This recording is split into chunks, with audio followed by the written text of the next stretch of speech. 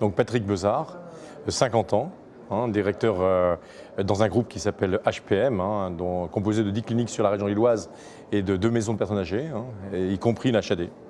Quelles sont vos plus belles expériences?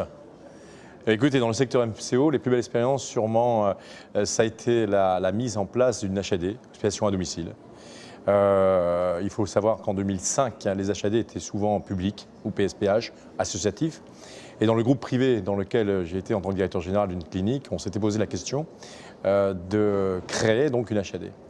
Suite à différentes rencontres avec la DOS et aussi avec les actualités de l'époque, on a pris le pari, parce que ce n'était pas évident. Et en 2006, au 1er janvier 2006, cette HAD a été créée.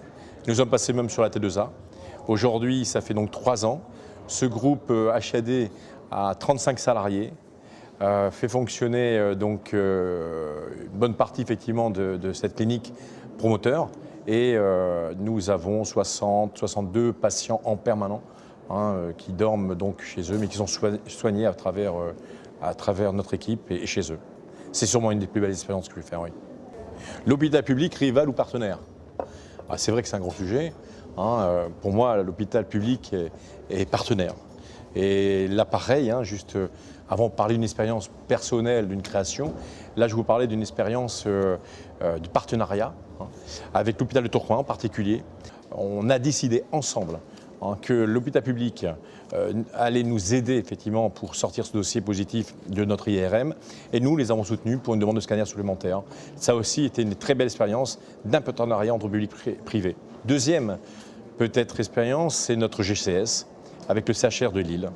Un des meilleurs GCS de France puisque c'est notre clinique SOSMA, le pôle humain, qui a été vraiment une collaboration, qui est une très très bonne collaboration entre public et privé aussi. 42% des établissements privés sont déficitaires. Qu'en dites-vous? Alors, ce chiffre-là est vrai, mais on pourrait se poser pourquoi déficitaire.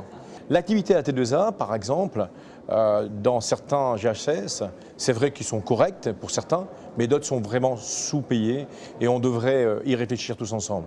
Parce que si ça continue comme ça, je pense que les cliniques privées auront beaucoup de difficultés.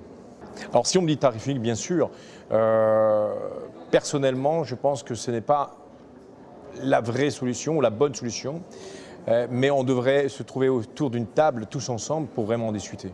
Sur certaines interventions, certains moments d'hospitalisation, je pense qu'on ne peut pas donner la même valeur économique à telle prestation par rapport à une autre prestation. Il faut vraiment aller sur place, voir la prestation et payer en fonction de la prestation donnée.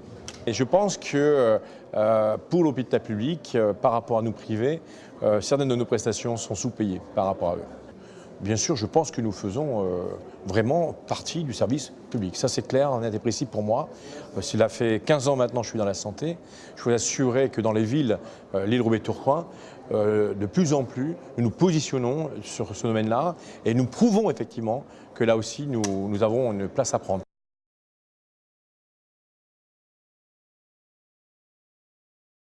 Je suis un ingénieur en informatique à la base et lorsqu'en 1995, étant directeur d'école supérieure d'Université catholique de Lille, pour tout vous dire, on est venu me demander si je ne voulais pas prendre la place de directeur général d'un petit groupe de santé à l'époque.